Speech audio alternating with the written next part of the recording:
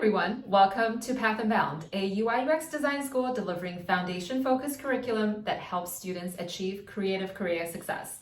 I'm Stella Guan, co-founder and CEO of the school, and a veteran designer myself. Recently, we came across the portfolio website of UI/UX designer Redilson Gomez from Brazil. As seasoned design educators, we have come across thousands of portfolios, and very few can compare to the excellence of his portfolio. So let's break down why Redilson, aka Rad, was so successful at creating a masterpiece of a portfolio and how you can also do the same. UI/UX design projects are complex, but your case studies shouldn't be. They need to be extremely easy to read and, more importantly, scannable, because attention spans are getting shorter and shorter these days, and busy hiring managers only have a few seconds to decide if they want to keep your portfolio to read later or pass right now. Just because you invested hours in creating your long case studies doesn't mean it'll get read if it's too long. So invest your time wisely. Rather than spending time recounting all the steps you took to get to the results of the project, think about how to summarize the most important points quickly. It's like an elevator pitch. If you only have 30 seconds to tell someone a story, what would you say? This is where Redilson shines the most. He made his case studies effortlessly scannable. Heck, he even did a short version, or in internet lingo, TLDR, aka too long, didn't read version, for those who are allergic to reading, which most people are these days. Now let's break down how he made his case studies extremely readable. First of all, he used a typography technique where he highlighted several key phrases in the intro paragraphs so that people immediately get a sense of what the project is without having to read the entire paragraph. This is similar to bolding a few keywords in a paragraph, but he did it in a more elegant way by varying the color of the emphasized text against de-emphasized ones. Although from an accessibility standpoint, the lighter gray he used may be too hard to read, but that's a story for another day. To optimize the reading experience even more, he makes sure that no paragraph is too long or cluttered when presented on the page. Copy editing is clearly an integral part of his case study design process, and it paid off big time. Another thing he did was pulling out important statistics and information with big, bold typography treatment in separate sections that are scattered throughout the case study page. In addition to typography treatments, he also created card treatments to highlight key parts of the design process, which provides additional ways for people to scan through the project quickly.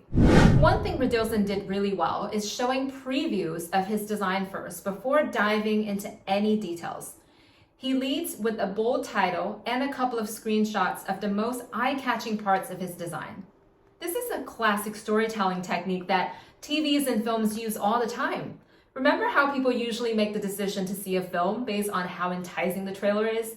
If you want hiring managers to be so intrigued that they save your portfolio to the read later folder, you have to entice them a little bit too. One of the biggest problems entry-level designers have is they present portfolios in similar formats. We have heard of the double diamond method, classic UX frameworks, design thinking, all that great stuff, but if you lead with all of these overused buzzwords, your portfolio will read like 99% of other applicants. A great way to look at UX writing for your own portfolio site is if someone has never studied design and couldn't care less about it, would they still be intrigued to read your case study?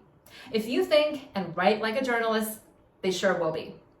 Instead of writing define as the section heading, write something that actually describes what you defined. For example, a new generation of social media users wanted changes in how their data is stored. This tells you way more than just define, right? Throughout Redilson's case studies, he found ways to incorporate meaningful headlines such as find local deals and save money and boost your sales and get valuable insights.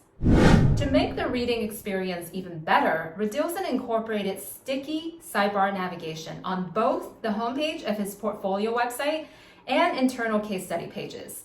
Even though his case studies are not that long compared to a lot of other people's, he still strives to make the reading experience as easy as possible by giving the power of navigation back to users. When you can show that your website itself embodies delightful user experience, hiring managers know that you can definitely do a great job at designing their products as well. He even took it a step further and created a beautiful strike-through effects for sections you already read to help you stay on track. Another subtle but great user experience design in the books.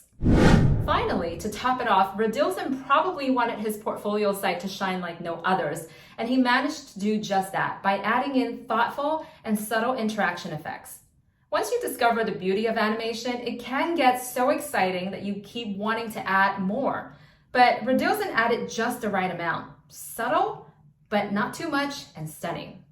A lot of the websites from Design Award websites are super beautiful visually with some of the craziest animations we've ever seen, but they could be a little distracting if you want to focus on consuming the content. Radilson clearly understands this and instead focuses his animation on mild movements such as zoom in and out, highlight effects on hover, and some super smooth autoplay, position, and perspective animations.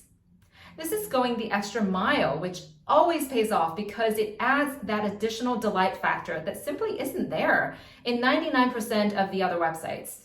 It also sets the tone for your personal brand as someone who will make the extra effort. Have you thought about how to make sure your portfolio lands in the hell yes pile and not the maybe or even worse, hell no pile?